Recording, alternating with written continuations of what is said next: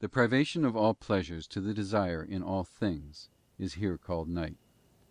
For as night is nothing else but the absence of light, and consequently of visible objects, whereby the faculty of vision remains in darkness unemployed, so the mortification of the desires is as night to the soul. For when the soul denies itself those pleasures which outward things furnish to the desire, it is as if it were in darkness, without occupation.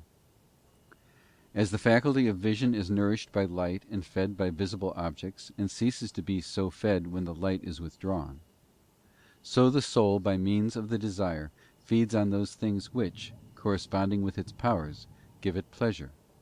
But when the desire is mortified, it derives no more pleasure from them, and thus, so far as the desire is concerned, the soul abides in darkness, without occupation.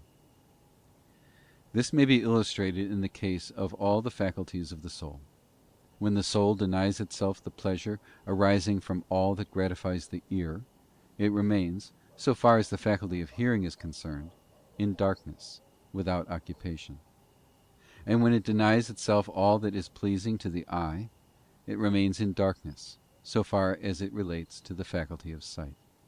The same may be said of the other senses, so that he who shall deny himself all satisfaction derivable from external objects, mortifying the desire thereof, may be said to be in a state which is as night, and this is nothing else but an entire detachment from all things.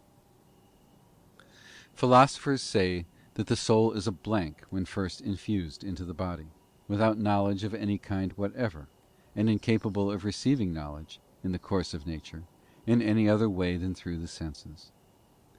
Thus, while in the body, the soul is like a man imprisoned in darkness, who has no knowledge of what passes without beyond what he can learn by looking through the window of his cell, and who, if he did not so look, could in no other way learn anything at all. Thus, then, the soul cannot naturally know anything beyond what reaches it through the senses, which are the windows of its cell. If then the impressions and communications of sense be neglected and denied, we may well say that the soul is in darkness and empty, because according to this opinion there is no other natural way for knowledge or light to enter in.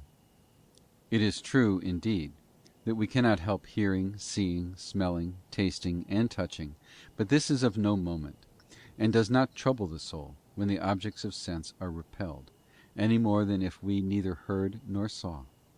For he who shuts his eyes is as much in darkness as a blind man who cannot see. This is the meaning of the psalmist when he said, "I am poor, and in labours from my youth." He says that he is poor, though it is certain he was rich, because he had not set his mind upon riches. He was really like a poor man. If he had been really poor, yet not in spirit, he would not have been truly poor, for his soul would have been rich, full of desires. I call this detachment the night of the soul. For I am not speaking here of the absence of things, for absence is not detachment if the desire of them remain, but of that detachment which consists in suppressing desire, and avoiding pleasure. It is this that sets the soul free, even though possession may be still retained. The things of this world neither occupy nor injure the soul, because they do not enter within, but rather the will and desire of them which abide within it. This is the night of the sensual part of the soul. And now I proceed to explain how the soul is to depart from its house in the obscure night of sense, in order to be united with God.